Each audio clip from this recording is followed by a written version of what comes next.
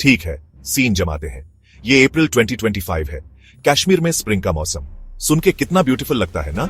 Apple के फूल, खूबसूरत वादियां। लेकिन इस पोस्ट कार्ड परफेक्ट इमेज के पीछे देशों का टेंशन।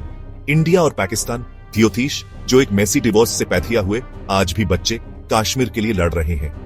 ये वैसे ही है जैसे वो कपल जिन्हें तुम जानते हो, जिनका सालों पहले ब्रेकअप हो गया, लेकिन आज भी अच्छे टपरवेयर के लिए झगड़ते हैं। बस फर्क ये है कि यहाँ टपरवेयर एक स्ट्रेटेजिकली वाइटल, हेविली मिलिटराइज्ड इलाका है और थियोनो साइट्स के पास न्यूक्स है। तो हाँ, तुम्हारे ऑन्ट और अंकल्स थैंक्सगिविंग डिनर स्क्वाबल से थोड़ा ज्यादा इंटेंस है। हवा में सिर्फ पॉलन ही नहीं, बल्कि सस्पेशन भी घना है। सालों से ये रीजन एक फ्लैश पॉइंट रहा है। इसे दुनिया का सबसे डेंजरस उसने कहा। इसने कहा समझ लो। इंडिया क्रॉस बॉर्डर टेररिज्म की तरफ इशारा करता है, पाकिस्तान ह्यूमन राइट्स कंसर्न्स और सेल्फ डिटर्मिनेशन की बात करता है। दोनों के पॉइंट्स वैलिड हैं, डिपेंड करता है कि तुम किससे पूछ रहे हो और वो कौन सा न्यूज चैनल देख रहे हैं। अर्ली 2025 तक थिंग्स कुछ ज्यादा ही फ्रॉस्टी थी। स्टेज सेट था ड्रामा के लिए, वो वाला ड्रामा जो कोई रियली देखना नहीं चाहता। फिर आया अप्रैल 24, 2025, पहलगाम। इंडियन कंट्रोल्ड कश्मीर का एक पिक्चरेस्क टाउन जो अपने स्टनिंग लैंडस्केप्स के लिए जाना जाता है। अमरनाथ केव श्राइन जाने वाले हिंदू पिलग्रिम्स के लिए एक स्टार्टिंग पॉइंट। लेकिन इस दीन ब्यूटी को ब्रुटैलिटी ने चकनाचूर कर दिया।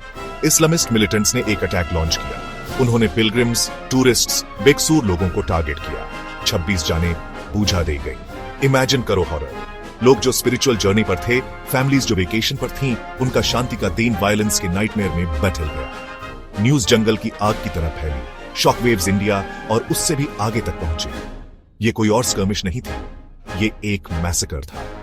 द रेजिस्टेंट फ्रंट, एक ग्रुप जो अलेजेडली पाकिस्तान बेस्ड लश्कर-ए तैयबा से जुड़ा था, उसने फॉरेन रिस्पॉन्सिबिलिटी क्लेम की। इंडिया ने तुरंत पाकिस्तान पर उंगली उठाई, उन पर क्रॉस बॉर्डर टेररिज्म स्पॉन्सर करने का आरोप लगाया। प्राइम मिनिस्टर नरेंद्र मोदी ने अपनी सख्त आवाज में जिम्मेदार लोगों को सजा दिलाने की कसम खाई। ग्रीफ जल्द ही एंगर में भी ढल गया। एक पोटेंट कंबस्टिबल मिक्स। एक्शन के लिए, रिवेंज के लिए आवाजें हर गुजरते घंटे के साथ तेज होती गई। पाकिस्तान का रिस्पॉन्स एक स्विफ्ट डिनायल। दुनिया ने अपनी सांसें थाम ली। इंडिया ने रिएक्ट करने में ज्यादा देर नहीं लगाई। ग्रीफ अभी भी ताजा था, एंगर साफ महसूस हो रहा था। प्राइम मिनिस्टर मोदी का परपेट्रेटर्स को पनिश करने का वादिया सिर्फ बातें नहीं थी। पहले अ डिप्लोमैटिक स्लैप इंडिया ने पाकिस्तान के साथ अपना मेन लैंड बॉर्डर बंद कर दिया। इमेजिन करो, रेत पर खींची एक लकीर अब कंक्रीट और स्टील से और मजबूत कर दी गई। पाकिस्तानी नेशनल्स के लिए वीजास कैंसिल्ड। इंडिया में मौजूद कोई भी पाकिस्तानी सिटीजन डिप्लोमेट्स को छोड़कर उन्हें देश छोड़ने का ऑर्डर दिया गया। ये क्लियर मैसेज था, यू आर नॉट वेलकम। ये सिर्फ पॉलिसी नहीं थी, ये एक पब्लिक शेमिंग थी। रिश्तों को तोड़ना था, चाहे वो पहले से कितने भी फ्रेड क्यों ना हो। फिर आया military postering. Indian defence minister Rajnath Singh, जो अपनी सबटलिटी के लिए नहीं जाने जाते, उन्होंने एक स्ट्रॉन्ग रिटेलिएटरी रिस्पॉन्स का वादिया किया। लाइन ऑफ कंट्रोल के पास ट्रूप मूवमेंट्स रिपोर्ट किए गए। फाइटर जेट्स को रेडीनेस एक्सरसाइजेस के लिए स्क्रैम्बल किया गया। रेटरिक एक्शन से मैच कर रही थी।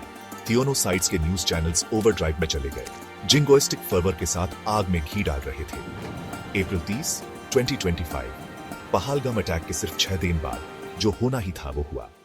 पहली गोलियां चली। जैसे जैसे साउथ एशिया में सिचुएशन केओस की तरफ भी आज रही थी, दुनिया यूं ही आइडली वॉच नहीं कर सकती थी। ये कोई माइनर बॉर्डर स्कर्मिश नहीं थी, ये इंडिया और पाकिस्तान थे, दो नेशंस जिनके पास रीजनल, अगर ग्लोबल नहीं तो डेवास्टेशन मचाने के लिए इनफ फायर पावर थी। First up, US president Donald Trump. Pahalgam attack के बाद उन्होंने ट्रंप वाली बात की, टेररिज्म के खिलाफ इंडिया के साथ सॉलिडारिटी दिखाई, काम रहने को कहा, लेकिन अपने ऑप्शंस भी ओपन रखे। वंस द वॉर एक्चुअली शुरू हुई, उनका सुर थोड़ा बथेला और वो इमीडिएट सीज फायर और पीस टॉक्स की बात करने लगे। फिर थी US vice president Kamala Harris. कुछ ऑब्जर्वर्स के मुताबिक हैरिस ने ज्यादा हार्डलाइन स्टैंस लिया। कुछ को लगा कि वो एक साइड पर ज्यादा झुक रही थी, या शायद ऐसे क्राइसिस में जिस डेलिकेट बैलेंस की जरूरत होती है वो समझ नहीं पा रही थी। इस एलिजेड हार्डलाइन अप्रोच की क्रिटिसिज्म हुई। कुछ ने सजेस्ट किया कि इससे एक्चुअली टेंशंस और बायाज गए। ग्लोबल रिएक्शन एक मिक्स्ड बैग था, जेन्युइन कंसर्न का, स्ट्रेटेजिक कैलकुलेशंस का, और शायद थोड़ा सा ये हमारी प्रॉब्लम नहीं है, बट प्लीज प्लैनेट को मत उड़ा देना वाला। सेक्शन 5 आग का हफ्ता, ड्रोन्स, बाइट्स और गोलियां। वॉर शुक्र है छोटी थी पर थी इनक्रेडिबली इंटेंस। ये ऑफिशियली अप्रैल 30 से मई 6 2025 एक हफ्ता तक चली, लेकिन उस एक हफ्ते में इंडिया और पाकिस्तान थियोनों ने मॉडर्न वेपनरी का एक टेरिफाइंग आरे खोल दिया। ये तुम्हारे थियाथियाजी की ट्रेंच वॉरफेयर नहीं थी। हम बात कर रहे हैं state of the art drones की, जो आसमान में भिन भिना रहे थे, रिकनेसेंस कर रहे थे और प्रिसीजन स्ट्राइक्स लॉन्च कर रहे थे। Think video game but with real devastating consequences. Kashmir का आसमान, जो पहले से ही एक कंटेस्टेड स्पेस था, इन अनमैन्ड एरियल व्हीकल्स के लिए एक डेडली थिएटर बन गया। थियोनो साइट्स के पास ये थे और थियोनो ने इनका जमकर इस्तेमाल किया। ड्रोन्स के अलावा एक इनविजिबल बैटलफील्ड भी था, cyber space. Cyber warfare tactics alarming efficiency के साथ डिप्लॉय किए गए। Military command and control systems को टारगेट किया गया। क्रिटिकल इंफ्रास्ट्रक्चर को डिसरप्ट करने की अटेम्प्ट्स हुई। प्रोपेगेंडा और डिसइंफॉर्मेशन कैंपेन्स ने सोशल मीडिया पर बारिश लादी, जिनका एम दुश्मन को डिमोरलाइज करना और डोमेस्टिक सपोर्ट जुटाना था। इस कांस्टेंट डिजिटल बराज का साइकोलॉजिकल टोल इमेंस था। एंड ऑफ कोर्स जंग के ज्यादा कन्वेंशनल पर उतने ही डेडली टूल्स भी थे। प्रिसिजन गाइडेड म्यूनिशंस अपने टारगेट्स को चिलिंग एक्यूरेसी के साथ ढूंढ रहे थे। स्पीड और इंटेंसिटी शॉकिंग थी।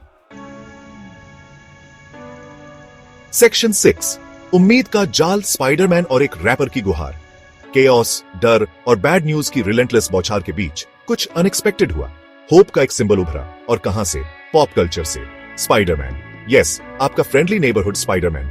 वायरल सोशल मीडिया कैंपेन सामने आने लगे, जिनमें स्पाइडी सुपर विलेंस से नहीं बल्कि वॉर रोकने की कोशिश कर रहा था।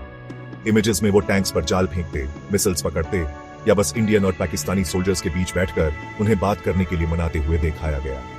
सिली लगता है ना, एक कॉमिक बुक हीरो एक रियल वर्ल्ड कॉन्फ्लिक्ट में, लेकिन ये लोगों के दिलों को छू गया deeply. Why Spiderman? May be क्योंकि वो हमेशा अंडरडॉग रहा है, रिलेटेबल हीरो जो अपनी पावर्स के बावजूद एवरीडे प्रॉब्लम से डील करता है। Well, sort of. वो रेजिलियंस, रिस्पॉन्सिबिलिटी और इस आइडिया को रिप्रेजेंट करता है कि एक अकेला इंसान भी डिफरेंस ला सकता है। एक ऐसी सिचुएशन में जहां लोग पावरलेस महसूस कर रहे थे, जहां गवर्नमेंट्स डेडली कम्बैट में लॉक्ड थी, स्पाइडरमैन की इमेज ने होप की एक टाइनी स्लिवर दी। पीस के लिए एक विजुअल प्रेयर। ये एक ग्रासरूट्स फिनोमिनन था। ऑर्डिनरी पीपल एक शेयर्ड कल्चरल आइकॉन का इस्तेमाल कर रहे थे ताकि फाइटिंग रोकने की अपनी डेस्परेट डिजायर एक्सप्रेस कर सकें। सेक्शन 7 स्वीडिश चाल उल्फ क्रिस्टरसन मैथियन में। जब स्पाइडरमैन सोशल मीडिया पर अपना सिंबॉलिक बेस्ट कर रहा था, real world diplomatic heavy lifting शुरू होने वाला था। और इस चैप्टर का हीरो कोई यूजुअल ग्लोबल सुपर पावर नहीं।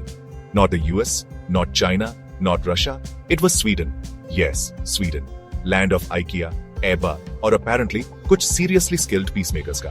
प्राइम मिनिस्टर उल्फ क्रिस्टरसन के लीडरशिप में इस नॉर्डिक नेशन ने मोर्चा संभाला, दुनिया के सबसे इंट्रैक्टेबल कॉन्फ्लिक्ट्स में से एक में मीडिएटर बनने को तैयार। ये एक बोल्ड मूव था, एक डिप्लोमैटिक गैम्बिट जिसमें स्टेक्स इनक्रेडिबली हाई थे। स्वीडन की न्यूट्रलिटी की एक लॉन्ग हिस्ट्री है और पीस और इंटरनेशनल लॉ को प्रमोट करने की एक स्ट्रॉन्ग ट्रेडिशन। उन्हें ऐसा नहीं देखा जा रहा था कि इस फाइट में उनका कोई लेना थीना है, जिसने उन्हें डील ब्रोकर करने के लिए एक आइडियल कैंडिडेट बना दिया। उनके साथ कॉलोनियल हिस्ट्री या सुपर पावर राइवलरीज का बैगेज नहीं था, जो अक्सर लार्जर नेशंस की मीडिएशन एफर्ट्स को कॉम्प्लिकेट कर देता है। प्राइम मिनिस्टर क्रिस्टरसन और उनकी डिप्लोमैटिक टीम ने इस टास्क को एक क्वाइट डिटर्मिनेशन, डायलॉग पर फोकस और इसमें इन्वॉल्व कॉम्प्लेक्सिटीज की डीप अंडरस्टैंडिंग के साथ अप्रोच किया। वो हेडलाइंस नहीं ढूंढ रहे थे, वो सॉल्यूशंस ढूंढ रहे थे। सेक्शन 8 स्टॉकहोल्म की पुकार, शांति का तनावपूर्ण रास्ता। पीस टॉक्स जो स्वीडन ने ऑर्केस्ट्रेट किए थे, आसान बिल्कुल नहीं थे। यू डोंट जस्ट चुटकी बजाकर वॉर एंड नहीं कर सकते, स्पेशली ऐसी वॉर जिसमें इतनी हिस्ट्री और बैड ब्लड हो। निगोशिएशंस इंटेंस थे, अक्सर टूटने की कगार पर होते थे। पिक्चर दिस, इंडिया और पाकिस्तान के डेलीगेशंस प्रोबेबली शुरू में एक ही रूम में भी नहीं, और Swedish diplomats highly caffeinated referees की तरह इधर उधर भाग रहे हैं। हर वर्ड मैटर करता था, हर प्रपोजल को स्क्रूटिनाइज किया गया। प्रेशर इमेंस था, सिर्फ वॉरिंग पार्टीज से ही नहीं, बल्कि एक ऐसी दुनिया से भी जो गुड न्यूज के लिए डेस्परेट थी। Prime minister Ulf Kristersson personally involved थे। स्वीडन की न्यूट्रलिटी की रेपुटेशन और उसके डिप्लोमैटिक क्लाउड का लेवरेज कर रहे थे। टॉक्स लाइकली किसी सिक्योर, डिस्क्रीट लोकेशन पर हुए, परहैप्स स्टॉकहोल्म में या किसी और न्यूट्रल वेन्यू पर। एजेंडा क्लियर था, इमीडिएट सीजफायर अचीव करना, एडवांस पोजीशन से ट्रूप्स का विथड्रॉल सिक्योर करना और फ्यूचर डायलॉग के लिए ग्राउंड वर्क तैयार करना, ताकि ऐसा थियोबारा न हो। पेपर पर सिंपल गोल्स, रियलिटी में इनक्रेडिबली कॉम्प्लेक्स। फाइनली कई दिनों की ग्रूलिंग नेगोशिएशंस के बाद एक ब्रेक थ्रू। सेक्शन 9, एक नाजुक समझौता, बर्बादी के मुहाने से सबक। तो वॉर खत्म हुई। एक हफ्ते का टेरर, फिर एक अनईजी पीस।